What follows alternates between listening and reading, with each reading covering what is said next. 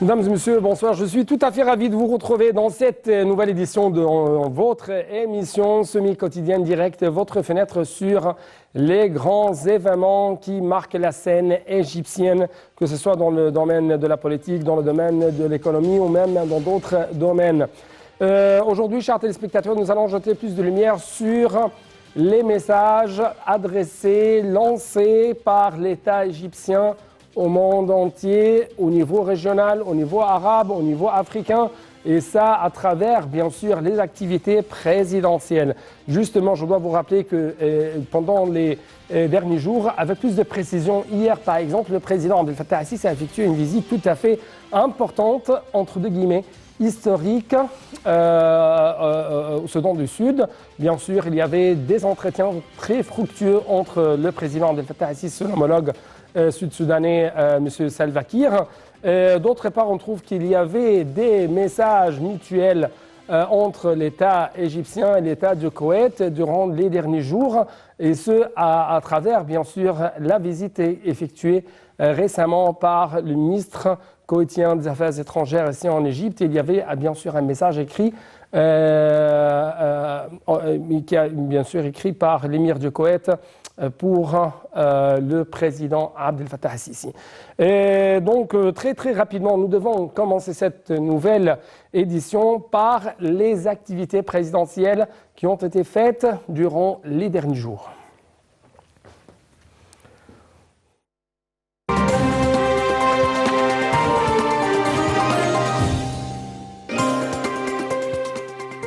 Le président Abdel Fattah el-Sisi inaugure la 3e édition de l'exposition de la conférence sur les transports intelligents au Moyen-Orient et en Afrique. Le président Abdel Fattah el-Sisi s'entretient avec le PDG du groupe international Orange des futurs projets de la société en Égypte. Le chef de l'État examine le projet national de production et de collecte des dérivés du plasma en partenariat avec la société internationale espagnole Grifols. Le président Abdel Fattah el-Sisi passe en revue les activités et l'état de préparation des principales branches des forces armées, en particulier l'armée de l'air. Le président el-Sisi reçoit un message de son frère l'émir du Koweït, son Altesse Cheikh Nawaf al-Ahmad al-Jaber al-Soubah. Le président Abdel Fattah el-Sisi reçoit le ministre irakien de la Défense, le général d'armée Gomaa Ened Saadoun, en présence du ministre de la Défense et de la production militaire, le général d'armée Mohamed Zaki. Le président Abdel Fattah el-Sisi inspecte l'avancement des travaux de certains projets de réaménagement du réseau routier et d'infrastructures au Caire, dont un nombre d'axes routiers à l'est de la capitale. Le président Abdel Fattah el-Sisi se rend à Juba pour un sommet avec son homologue sud-soudanais Salva Kiir. Le président Abdel Fattah el-Sisi s'entretient en tête-à-tête avec le président du Soudan du Sud au palais républicain à Juba, suivi d'une session de discussion élargie en présence des délégations de deux pays. Le président Abdel Fattah el-Sisi tient une conférence de presse conjointe avec le président de la République du Soudan du Sud lors de sa visite à Juba. Dans le cadre de sa visite à Juba, le président Abdel Fattah el-Sisi rencontre le premier vice-président de la République du Soudan du Sud, M. Riek Machar, en présence du chef des renseignements généraux, le général Abbas Kamel.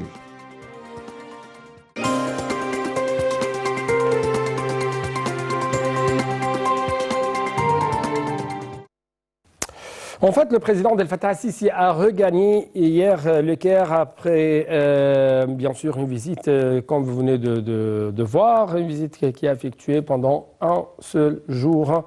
Une visite historique, encore une fois, on va savoir bien sûr pourquoi. Une visite historique au Soudan du Sud, où il a rencontré monsieur le président du Soudan du Sud, Salva Kiir. Les deux dirigeants ont passé au crible plusieurs dossiers régionaux d'intérêt commun, outre les intérêts communs entre les relations de coopération entre Juba et le Caire, et les moyens de les renforcer à tous les niveaux. Il s'agit encore une fois d'une visite qui est considérée comme le premier de son genre au niveau présidentiel. Donc justement, Dalia Karam va vous donner plus d'explications à propos des messages, à propos des résultats de ces entretiens fructueux entre les deux côtés, l'Égypte et le Soudan du Sud.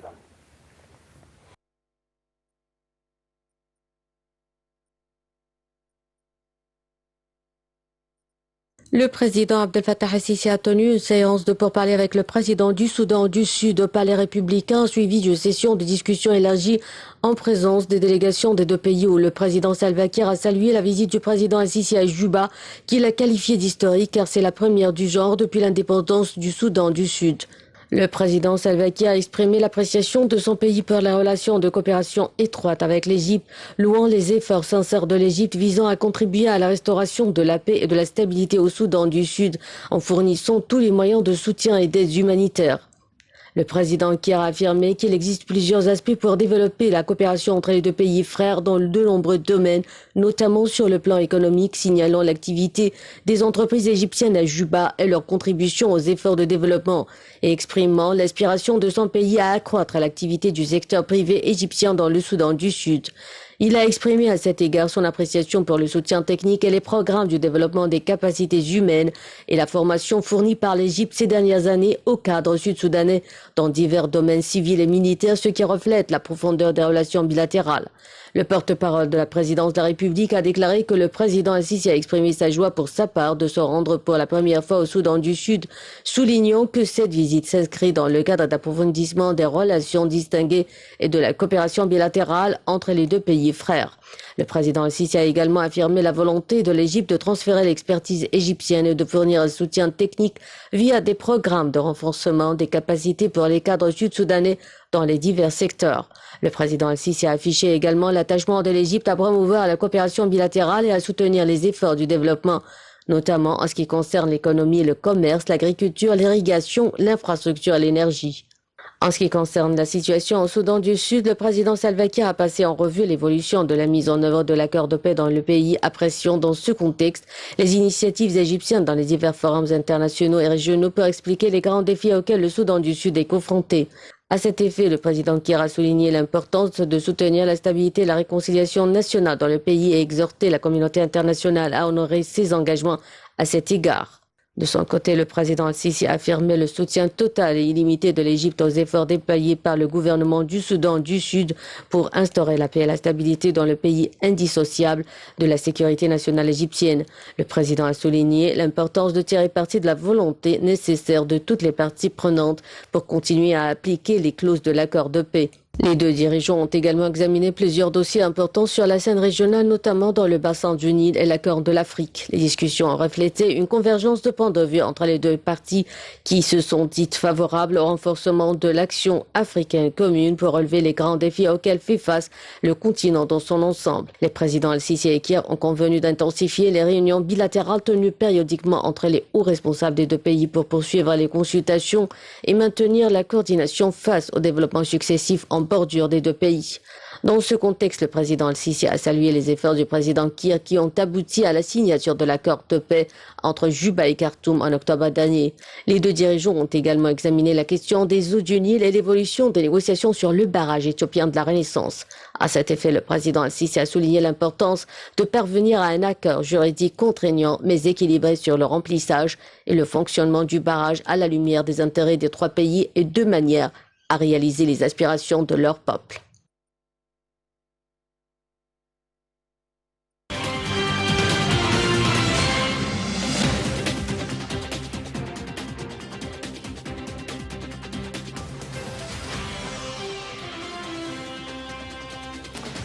Donc, pour avoir une meilleure lecture de cette visite, nous avons actuellement en ligne de la TV internationale M. l'ambassadeur Ali Al-Hifni, ex-ministre adjoint des Affaires étrangères, spécialiste dans les affaires africaines. Monsieur Al-Hifni, bonsoir. Merci beaucoup pour nous rejoindre à travers la ligne de la TV internationale. Bonsoir, bonsoir.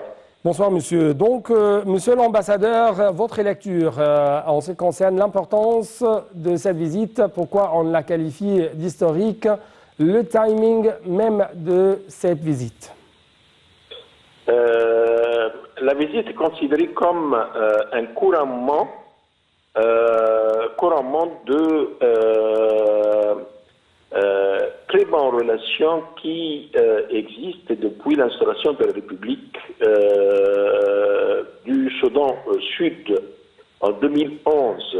Ce n'était pas suffi en Égypte d'établir des relations diplomatiques ou d'ouvrir une mission diplomatique ou de nommer un ambassadeur, mais on s'était entamé dans un processus de construction de relations tout à fait nouvelles, mais qui portent sur de nombreux dossiers,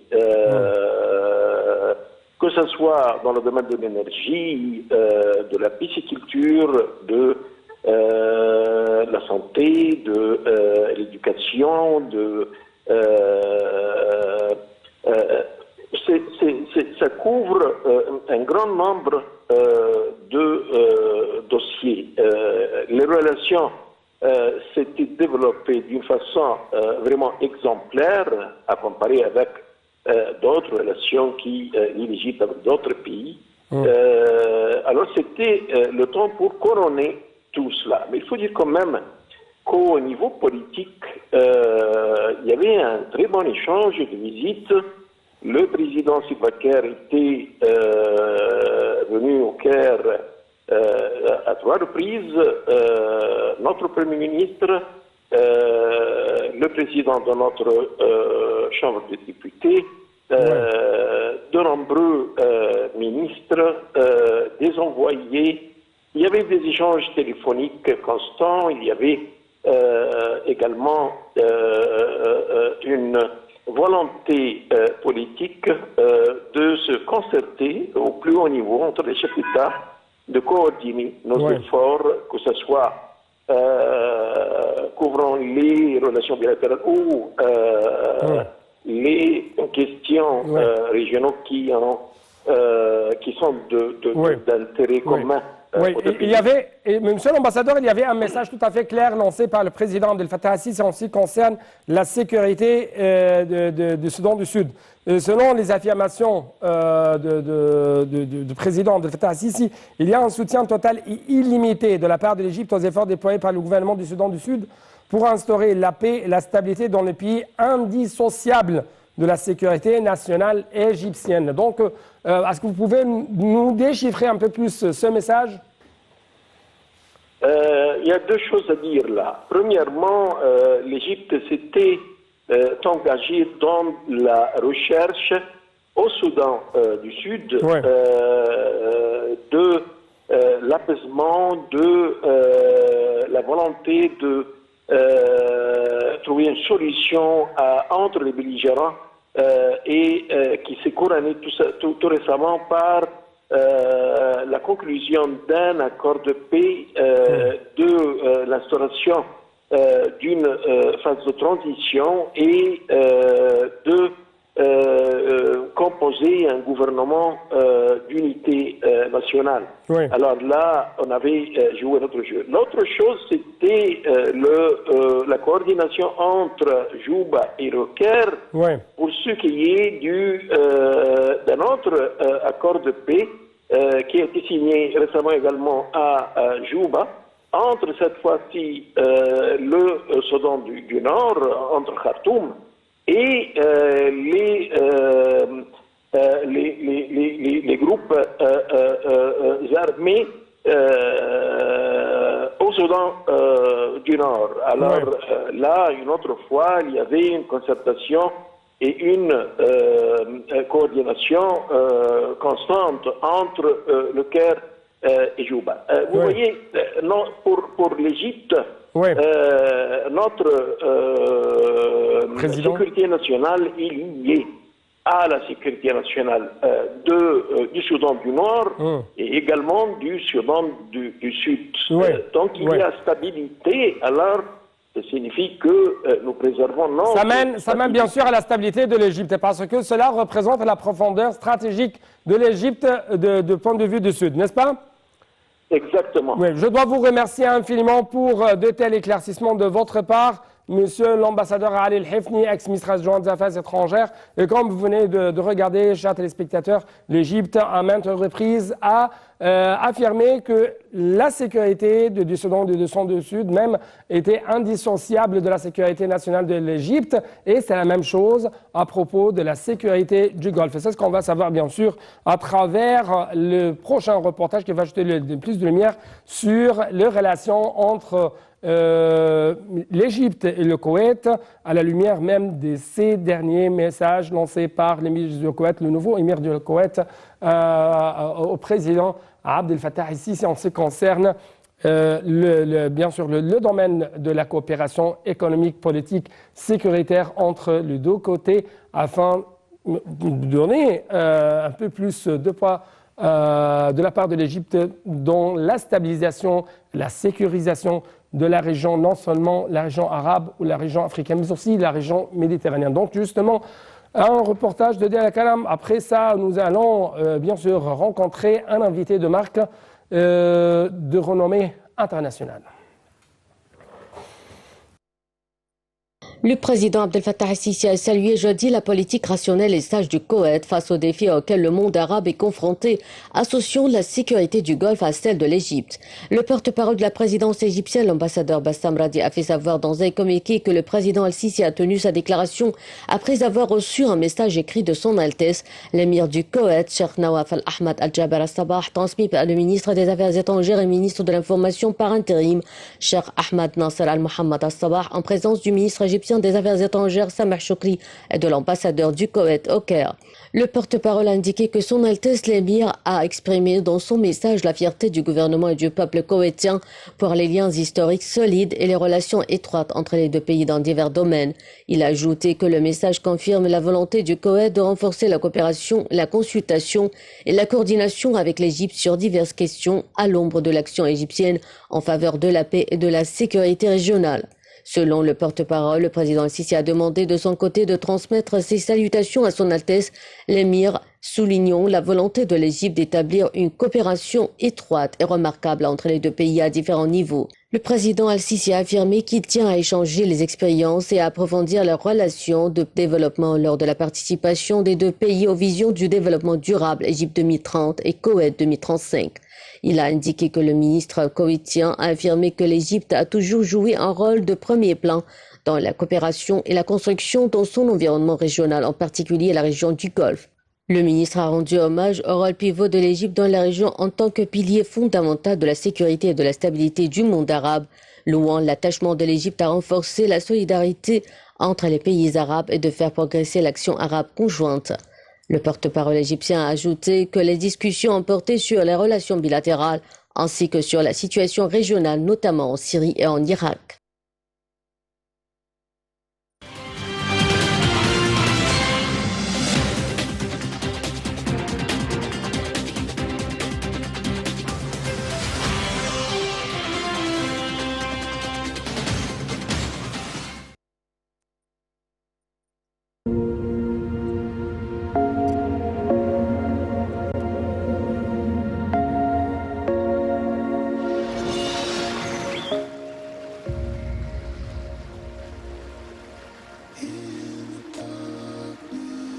Ce fleuve majestueux qui coule sur son sol, lui donnant vie et fertilité depuis des millions d'années. Depuis 40 000 ans, les cultures et les édifices grandioses, hérités de nos ancêtres, témoignent d'une grande civilisation admirée de tous. Mais à présent, plus de 25% des agriculteurs, soit 40 millions d'Égyptiens, encourent le risque de la sécheresse et de la soif.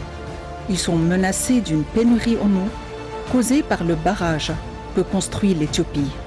Un barrage dont la réserve dépasse de 5 fois leurs besoins en eau. L'Éthiopie compte stocker 74 milliards de mètres cubes d'eau, infligeant ainsi une perte de 20 milliards de mètres cubes au quota égyptien.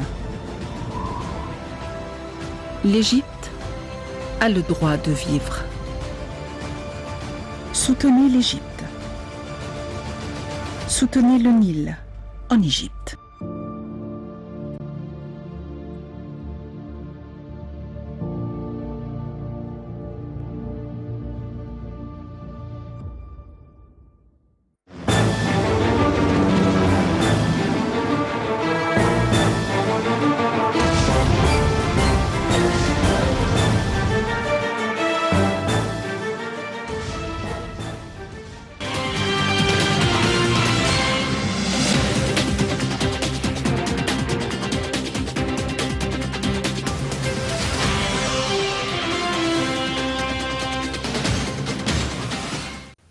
Donc, nous avons au studio de Native International actuellement Dr Taimou Mustafa Kamel. C'est un conseiller, c'est un juge, c'est un homme qui a la main même dans les affaires africaines. Vous êtes toujours le bienvenu sur Native International. Merci de votre invitation. Merci beaucoup pour nous donner l'occasion de vous rencontrer de même. Vous êtes très gentil de nous donner même l'opportunité afin de vous poser ces questions. Pourquoi l'État égyptien, le président égyptien, a réaffirmé à maintes reprises que la sécurité nationale de l'Égypte est tout à fait indissociable de la sécurité du Golfe et tout à fait indissociable même de la sécurité du Soudan et du Soudan du Sud. Je pense que le président Sisi fait un effort considérable afin que l'Égypte joue un rôle important dans la relation égypto-africaine, d'une part, et dans la relation, je veux dire, sur la région du Golfe. Mais si nous prenons les relations de l'Égypte avec l'Afrique, le président Sisi, depuis sa présidence de la réunion des chefs d'État et de gouvernement de l'Union africaine, a fait un effort considérable afin de montrer l'intérêt que l'Égypte porte pour l'Afrique. Et cet intérêt n'a pas commencé d'aujourd'hui. Il y a des liens historiques entre l'Égypte et l'Afrique depuis très longtemps. L'Égypte a bien joué un rôle dans la création de l'unité africaine à l'époque. Et par la suite, il y a le Fonds africain de coopération qui a été créé lors de... Boutros Ghali était ministre des Affaires d'État des Affaires étrangères. La coopération Sud-Sud qui a été créée en Égypte a un grand intérêt, et surtout au XXe siècle, par rapport aux problèmes actuellement autour de l'Afrique. L'Afrique, pratiquement, elle est isolée du monde entier. Donc, les Africains doivent avoir une solidarité dont ils ont des intérêts communs. Ils ont des problèmes qui sont besoin de solutions et aux Africains même de résoudre. Donc la visite du président Sisi au sud du Soudan montre bien que le président Sisi a une vision régionale, internationale, qui essaye de manière ou d'une autre de garantir aux pays voisins, et surtout le Soudan, c'est un pays frère, que l'Égypte tient beaucoup à la sécurité du sud du Soudan et en même temps le développement, un dossier que le président Sisi a pris depuis très longtemps, le développement de l'Afrique. L'Égypte, en tant que pays principal en Afrique, qui a joué un grand rôle dans la coopération régionale, mentionne encore par la visite du président Sisi l'intérêt qu'il porte pour les pays tiers-monde qui sont laissés de côté par l'Ouest et l'Europe.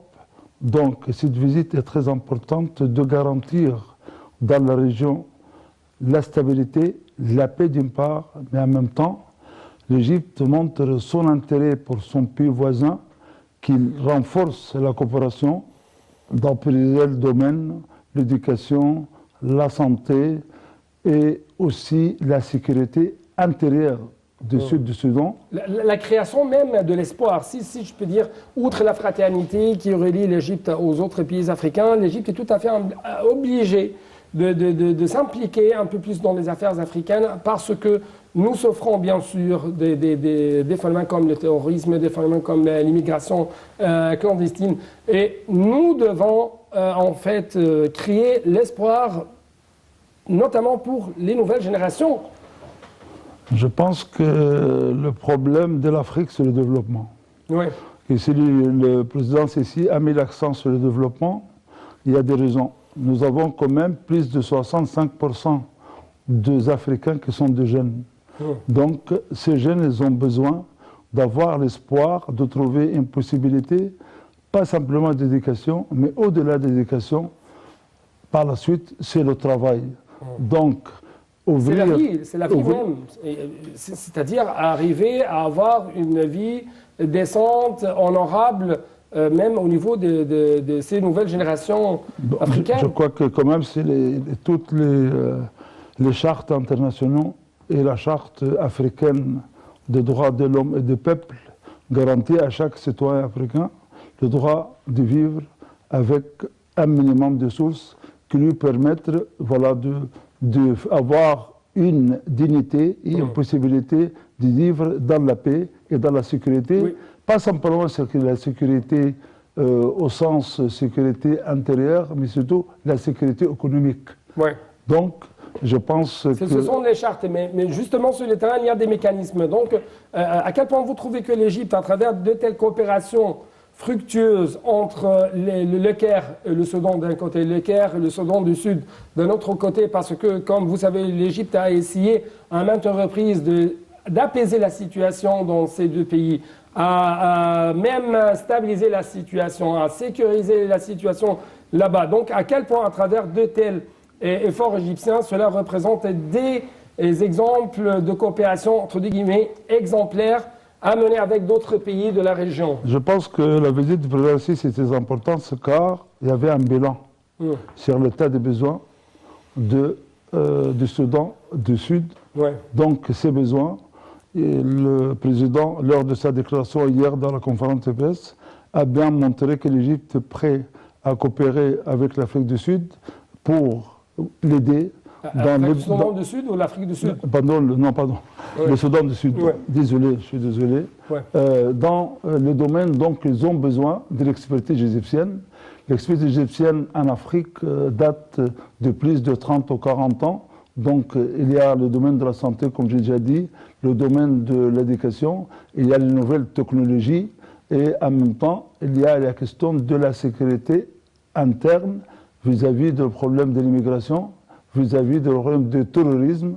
Donc tout cela a donné hier une déclaration, engagement de l'Égypte, avoir un aide vis-à-vis de ce pays frère. Cela revient au plus simplement pour répondre aux besoins du Soudan du Sud, mais aussi que l'Égypte assure par tout ce qu'elle offre aux frères africains une stabilité dans la région. Cette stabilité dans la région aussi va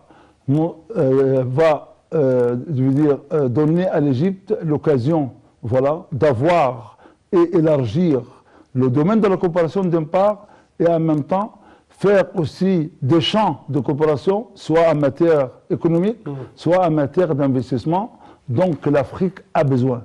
Et aussi, ça c'est un principe que nous avons demandé depuis toujours. La coopération sud-sud, c'est l'avenir de l'Égypte. Ouais. L'Égypte ne peut pas avancer, avoir une stabilité sans avoir, je veux dire, cette coopération. Donc notre présence en Afrique est primordiale et cette présence peut donner aussi la possibilité de consolidation des États africains vis-à-vis des problèmes égyptiens. Si on parle de barrage de la Renaissance, tous les problèmes qui sont autour, ils sont basés sur une ouverture totale de l'Égypte à savoir et connaître les vrais problèmes de l'Afrique.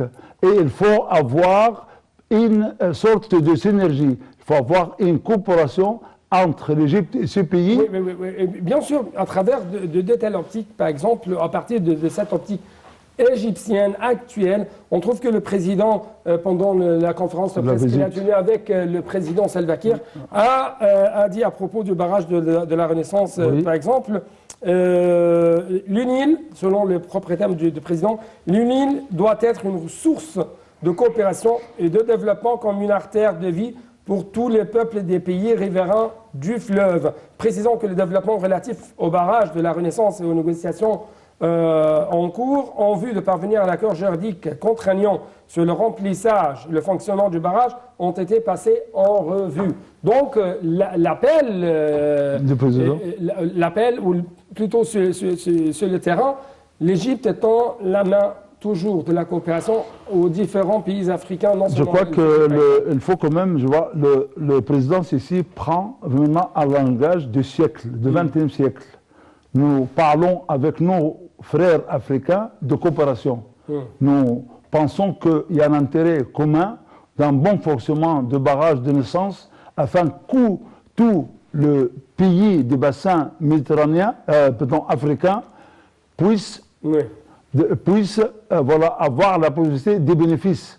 Donc, il y a un devoir de l'Égypte vis-à-vis de ces pays du bassin méditerranéen d'avoir vraiment étudié de près avec les experts égyptiens et tous les pays africains les besoins essentiels pour vers un développement durable. Oui, mais à quel point vous trouvez que l'Égypte joue actuellement le trait d'union entre les Arabes et les Africains, comme vous venez de le dire? Oui, les Égyptiens ont beaucoup de connaissances en ce qui concerne les problèmes et les besoins des Africains. Et les Arabes ont l'argent, ont l'investissement. Il y a donc une sorte d'opportunité d'investir dans le continent africain afin, encore une fois, de créer l'espoir pour la nouvelle génération africaine.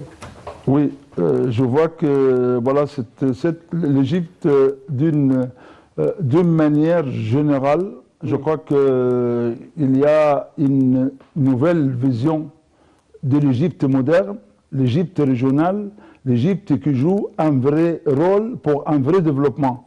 Mais l'Égypte ne pense pas en développement pour lui-même. L'Égypte pense en développement pour toute les pays africains.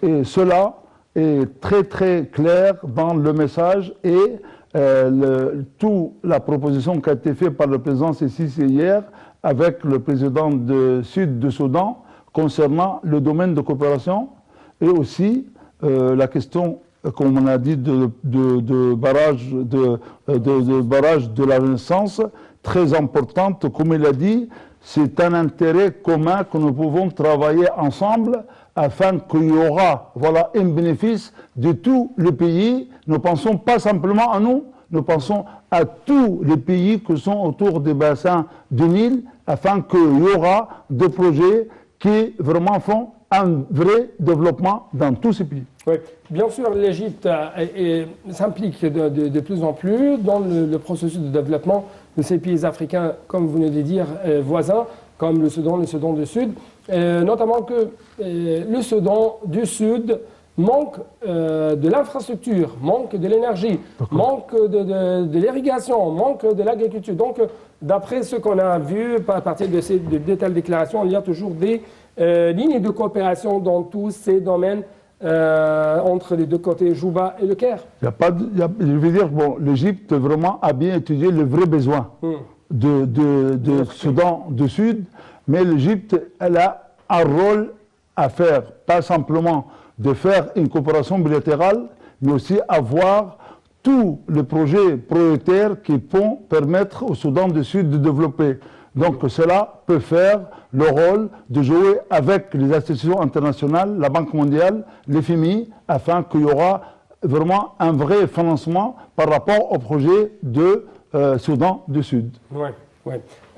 Encore une fois, comment vous avez vu, si je parle un peu plus de relations entre l'Égypte et le Caire, l'Égypte même et les pays du Golfe, le président a loué la politique rationnelle du Koweït à propos de tel conflit, tel défi au niveau régional. Oui. Oui. Votre question? Oui, ma question, comment vous trouvez ou vous évaluez actuellement les relations entre l'Égypte et le Koweït et le rôle primordial de l'Égypte dans la prochaine période afin de sécuriser, bien sûr, la région du Golfe? Je pense que voilà, le Koweït, c'est un pays frère, c'est un pays voisin. Le Koweït, quand même, a une grande communauté égyptienne qui travaillent depuis très longtemps. Donc ils ont senti, le Koweït toujours sans le rôle essentiel de l'Égypte depuis même avant, au moment de Cheikh Sabah, le regretté Cheikh Sabah qui est décédé, mais son frère qui a pris le pouvoir maintenant a pris la relève et continue la même politique, c'est-à-dire qu'ils sentent vraiment le rôle régional de l'Égypte dans le monde arabe, dans le pays du Golfe. S'il y a une crise, je veux dire, dans le Golfe, il ne faut pas, je veux dire, oublier que l'Égypte lui-même, il a dit toujours, et le président Sisi, même les autres présidents avant, ils ont dit que la sécurité d'Égypte dépend de la sécurité des pays du Golfe. Donc, il y a un engagement de la part de l'Égypte par rapport aux pays du Golfe, et nous avons vu quand même, il y a beaucoup de perturbations dans le pays du Golfe par l'Iran, Hezbollah. Tout cela quand même montre bien qu'il y a toujours un besoin essentiel de l'expertise égyptienne, surtout en matière militaire et aussi en matière de coopération et d'échange pour la formation et l'enterrement, le training aussi des cadres, du pays du Golfe. Donc cela a montré bien que l'Égypte, toujours, elle est consolidée avec les pays arabes et les pays du Golfe, mais en même temps, l'Égypte regarde de près les dangers que subit les pays du Golfe en permanence. D'accord? Et nous savons que le problème, on le voit en Syrie, on le voit au Liban, et donc maintenant, le Golfe aussi est menacé. Donc nous allons, alors l'Égypte, par sa politique régionale et son intérêt à chercher la stabilité dans les pays du Golfe, et c'est par tous les moyens, il s'est montré maintenant, le président Sisi, lors de la visite du ministre des Affaires étrangères de Koweït, ça, son appui, d'accord, pour le Koweït et les pays voisins, mais ça aussi, nous voyons quand même un message très important de la part du prince de Koweït concernant l'appui vis-à-vis de l'Égypte en tant que pays à rôle régional, mais en même temps aussi pour le barrage aussi, il y a un appui total, mais je pense que nous devrons voir d'une manière toujours, nous voyons, voilà, à si je veux dire, les clandestins qui essaient de manière ou d'une autre de faire une instabilité dans la région de Golfe. Et nous voyons comment? Et de Corne de l'Afrique. Oui, mais je parle maintenant quand même de le problème parce que le problème est différent. L'Afrique, il n'y a pas, je veux dire, cette histoire qu'on joue bien sûr, avec chiites et sunnites. Donc c'est ça le danger qu'on a essayé toujours pour protéger et la stabilité de Golfe dépend de comment nous pouvons dominer bien toute la possibilité des pays chiites dans la région de Golfe, car ils présentent quand même un pourcentage important de la population dans chaque pays de Golfe. Oui, bien sûr, nous sommes dans une région arabe ou africaine, méditerranéenne même, pleine de conflits, pleine de beaucoup de choses.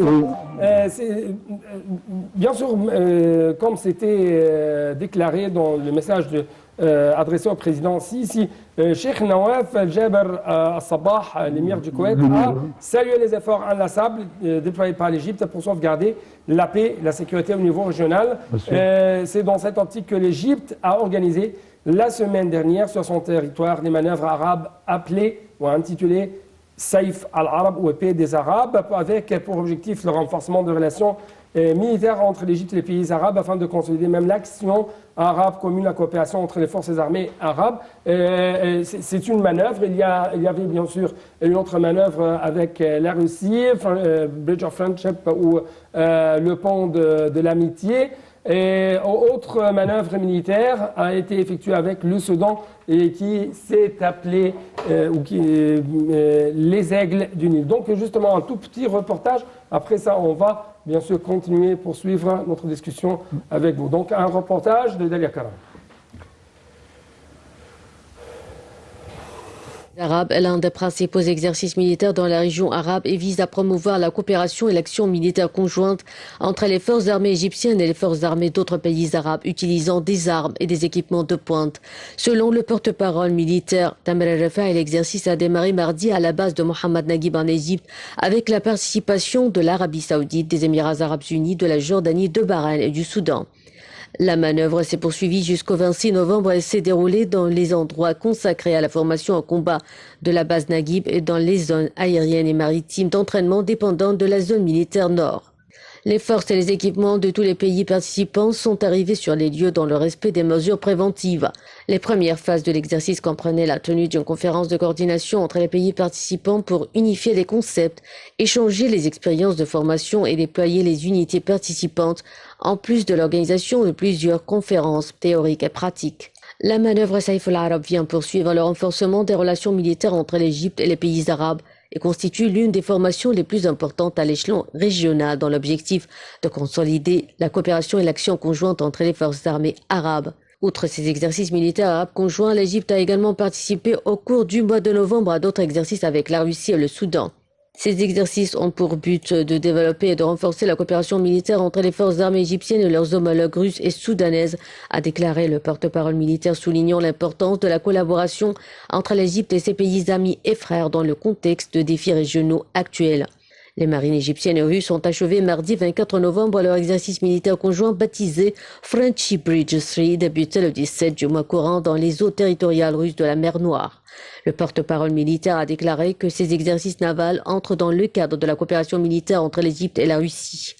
3 navires de guerre égyptiens ont traversé le Bosphore pour participer à ces exercices avec la force navale russe en mer Noire. Ces exercices terrestres et maritimes sont les premiers du genre dans la mer Noire et sont organisés pour les marines russes et égyptiennes depuis 2015. D'autre part, l'Égypte et le Soudan ont lancé le 16 novembre des exercices militaires conjoints, a annoncé l'armée égyptienne, dans le dernier signe d'un approfondissement des liens de sécurité entre les voisins de la vallée du Nil. L'armée égyptienne a déclaré dans un communiqué que les exercices de combat conjoints, baptisés Niles Eagle One, se sont déroulés au Soudan et ont duré jusqu'au 26 novembre. Ces exercices ont compris la planification et l'exécution d'activités de combat ainsi que des missions de recherche et de sauvetage menées par des groupes commandos.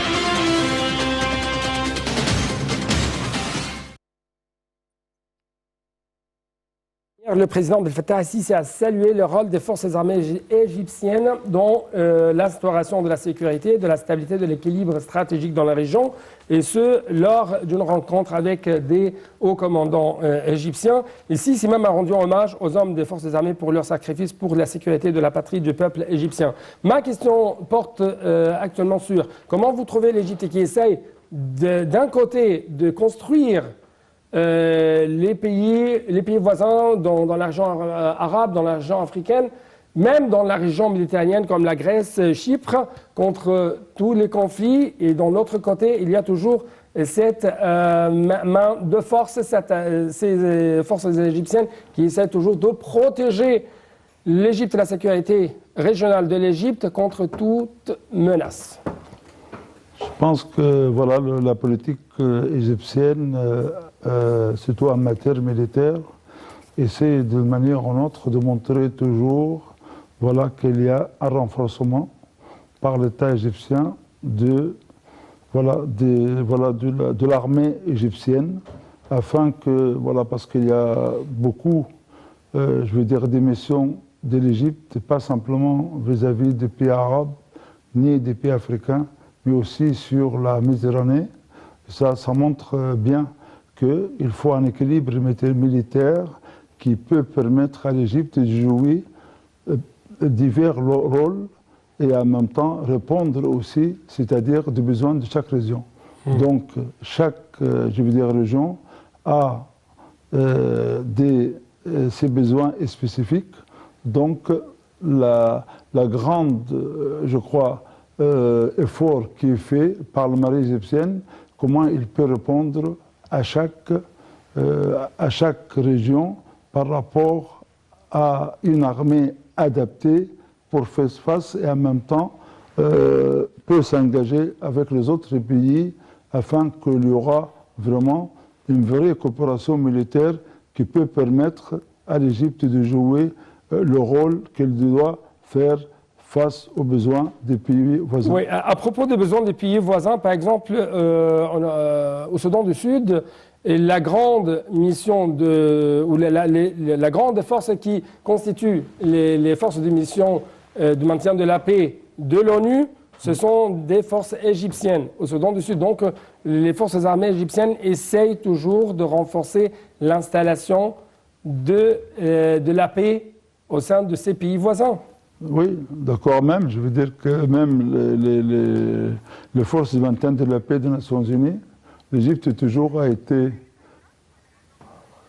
Oui, oui. L'Égypte a été toujours présent, mais nous prenons le cas de Mali. Il y avait quand même des forces armées dans la force de maintien de la paix. Donc l'Égypte, par, je veux dire, son expérience d'une part, et en même temps par le rôle qu'elle joue, on le voit très bien, d'avoir beaucoup de matériel, et en même temps, elle essaie par tous les moyens d'être à jour par rapport aux autres pays, quand même des pays en développement. Et on voit quand même que si on voit l'armée égyptienne par rapport aux autres armées du monde, il est 10e ou 12e à peu près. Donc je pense que cet effort est fait toujours afin de montrer que l'Égypte, dans sa mission de la paix, essaie d'avoir une stabilité, mais en même temps, l'armée est toujours là pour montrer sa force afin qu'il soit prêt toujours s'il y aura une attaque ou une autre, soit aux patries égyptiens ou bien aux autres pays voisins. Oui. Et bien sûr, il y a toujours le terrorisme qui essaie toujours de mettre les roues ou de mettre les bâtons dans les roues dans le processus de développement de chaque pays voisin de l'Égypte, comme par exemple dans les pays sahélo-sahariens. Donc, il y a une question très importante avant de clôturer cette édition, c'est la constitution de l'Afrique, du Soudan du Sud. Oui. Il y a un engagement égyptien d'aider les... Bien sûr.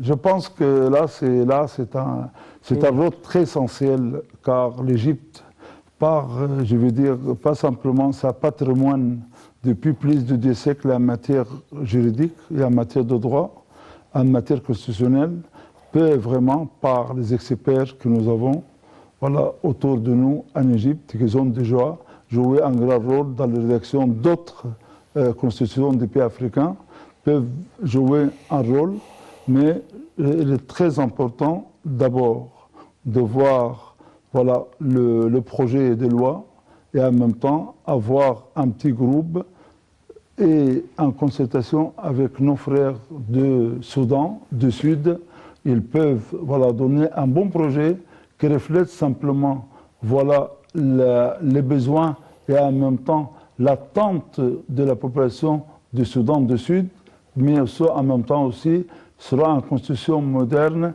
qui reflète aussi l'avancement et la volonté du Soudan du Sud de s'engager dans la communauté internationale par les principes de la liberté, de la démocratie, des droits de l'homme et le développement durable. Voilà, je crois que, et ça, c'est un devoir, ça pas simplement par rapport au Soudan du Sud, je pense que l'expérience égyptienne en matière juridique est très avancée et nous pouvons donner rapidement et aider rapidement nos frères du Soudan du Sud à rédiger, élaborer une très bonne constitution. Je pense que c'est l'Égypte a ce rôle, un devoir, pas simplement vis-à-vis du Soudan du Sud, mais pour les pays africains, car il n'y aura pas une stabilité dans la région sans que l'Égypte joue ce rôle. Et par ce rôle, nous pouvons voir un vrai progrès, un vrai développement durable de l'Afrique. Oui, il s'avère que l'Égypte essaie toujours d'appliquer sur le terrain au niveau régional, africain, arabe, méditerranéen, africaine, arabe ou méditerranéenne, Humain qui construit, l'autre protège. Je dois vous remercier infiniment. Je vous remercie de votre invitation et j'espère que l'Égypte reste toujours le pays prioritaire qui peut toujours aider ses frères voisins. Oui, merci beaucoup. Donc, c'est la même chose à vous. Merci, chers téléspectateurs, et bonne suite de nos programmes sur l'Antenne internationale.